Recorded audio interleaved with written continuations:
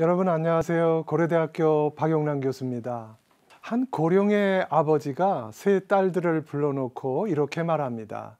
내가 늙었으니 너희에게 왕국의 모든 영토와 통치권을 물려주려고 한다. 그러면서 딸들이 아버지를 얼마나 사랑하는지 말해보라고 요구합니다. 딸들이 말하는 그 사랑의 크기에 따라서 자신의 영토를 유산으로 물려주겠다는 겁니다. 부왕이 왕국을 경품으로 내걸고 일종의 사랑 고백 경연대회를 여는 셈입니다. 이것은 셰익스피어가 1605년에 쓴 비극 리어 왕의 첫 장면 이야기입니다. 그는 지금 국왕이자 아버지로서 아주 치명적인 실수를 범하고 있습니다. 그는 지금 인간과 세상을 깊이 통찰하지 못하고 있는 것입니다.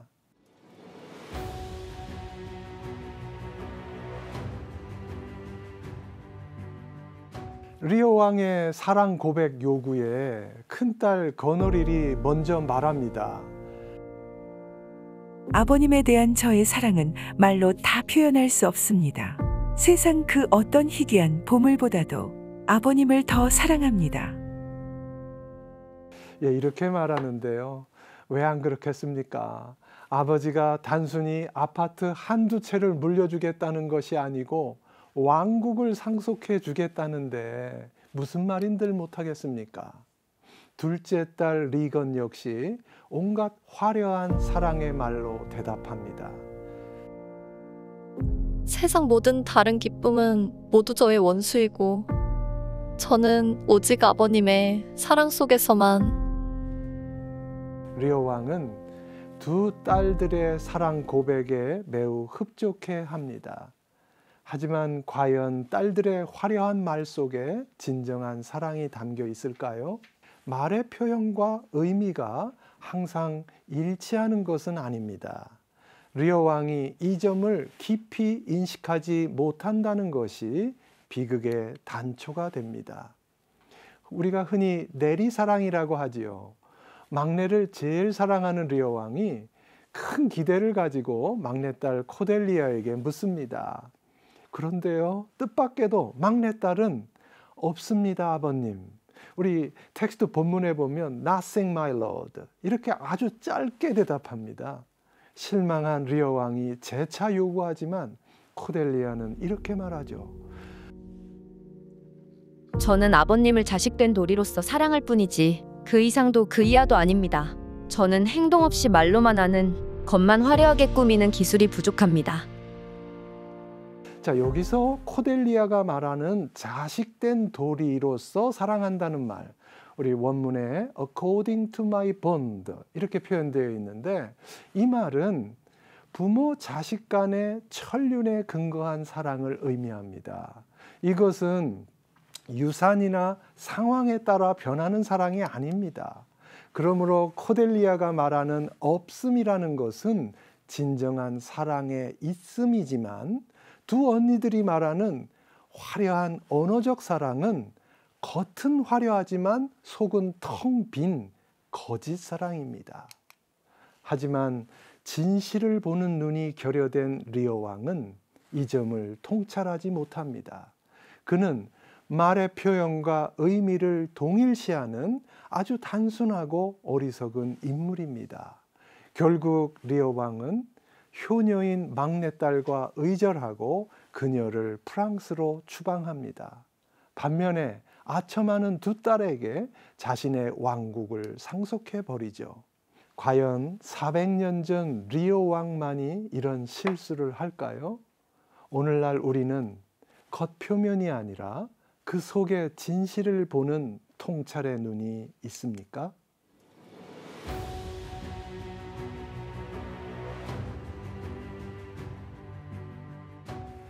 리어 왕은 이제 국왕의 호칭만 유지하고 영토와 통치권을 두 딸에게 상속했습니다. 그리고 자신은 기사 100명을 거느리고 두 딸의 집에 한 달씩 머무르겠다고 말합니다.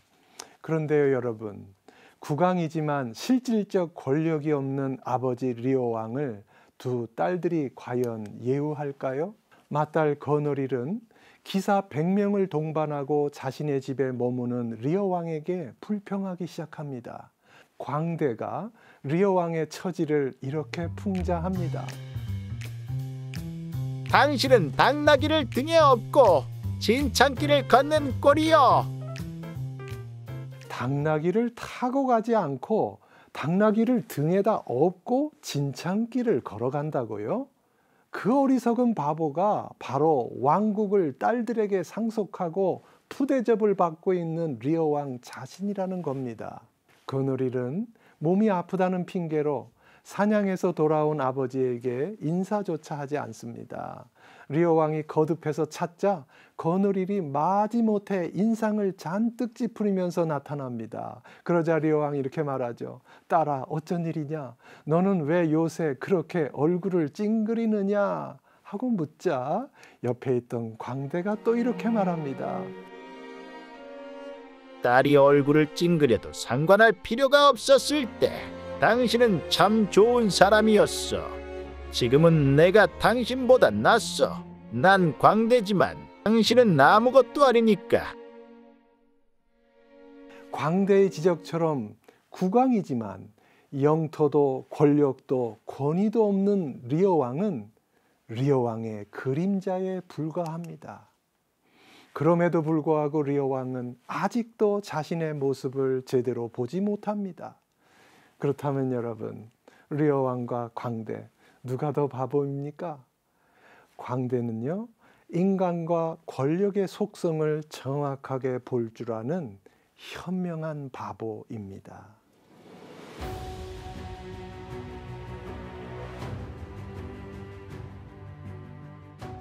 거너릴과 리건 두 딸은 리어 왕이 대동하는 100명의 기사를 줄이라고 요구합니다. 아버지의 기사를 절반으로 50명, 25명, 10명 이렇게 줄이더니 나중에는 결국 한 명도 받지 않겠다고 선언합니다. 아버지의 기사가 비경제적이고 낭비라고 주장합니다. 근데 중세 봉건 시대에 기사는 국왕의 권위의 상징입니다. 그것은 경제성이나 합리성으로 따질 수 없는 리어 왕의 위엄과 직결되는 문제입니다. 그렇기 때문에 리어 왕은 국왕이자 아버지의 권위를 위해서 100명의 기사는 필요하다고 맞섭니다. 여러분은 경제적 효율성과 국왕의 위엄, 어느 주장에 더 공감하십니까? 실권을 쥔 딸들은요, 리어 왕의 주장을 냉정하게 거절합니다. 왕국을 소유한 두 딸들은 전략을 해야 할 정도로 가난하지 않습니다.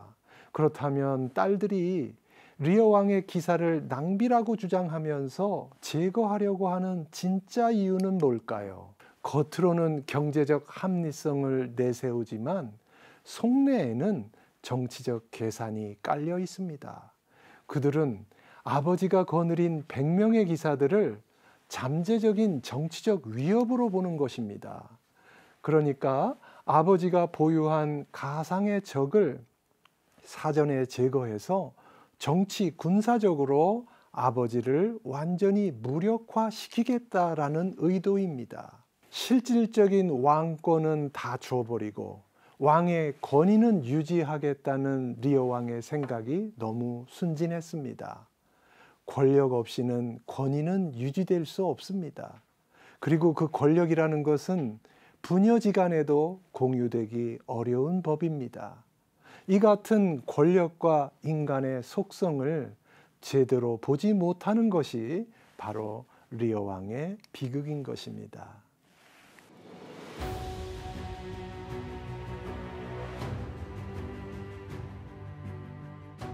셰익스피어 비극 리어 왕에는 글로스터 백작의 부자 이야기도 함께 등장합니다.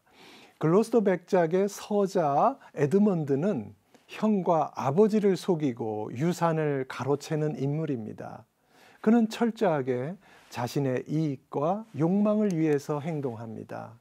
그는 포상금을 노리고 아버지를 고발합니다. 체포된 아버지 글로스터 백작이 두 눈을 뽑히는 처형을 당할 때 그는 사랑하는 아들 에드먼드를 찾으면서 도움을 요청합니다. 그런데 여러분, 그를 고발한 것은 바로 자신이 사랑하고 있는 아들 에드먼드였습니다. 이 아들 에드먼드는 인간 아버지보다 돈과 출세라고 하는 더 좋은 아버지, 우리 원문에 보면 a dearer father 이렇게 표현하고 있는데 더 좋은 아버지를 선택했던 것이죠. 안타깝게도 글로스터 백작은 두 눈이 뽑혀서 맹인이 된 후에야 아들의 진실을 보게 됩니다. 그 역시 리오 왕처럼 두 눈이 있을 땐 진실을 보지 못했습니다. 우리가 세상을 제대로 본다는 것은 쉽지 않습니다. 표면 뒤에 감춰진 인간의 욕망을 보는 일은 더 어렵습니다. 있을 때는 못 보다가 잃은 후에야 제대로 보는 것이 인간 아닙니까? 젊음도 그렇고 건강도 그렇고 가족도 그렇다고 생각합니다. 어쩌면 저는 셰익스피어 비극 리어 왕을 읽으면서 이것이 바로 셰익스피어가 말하는 인간의 모습이 아닐까 그런 생각을 했습니다. 감사합니다.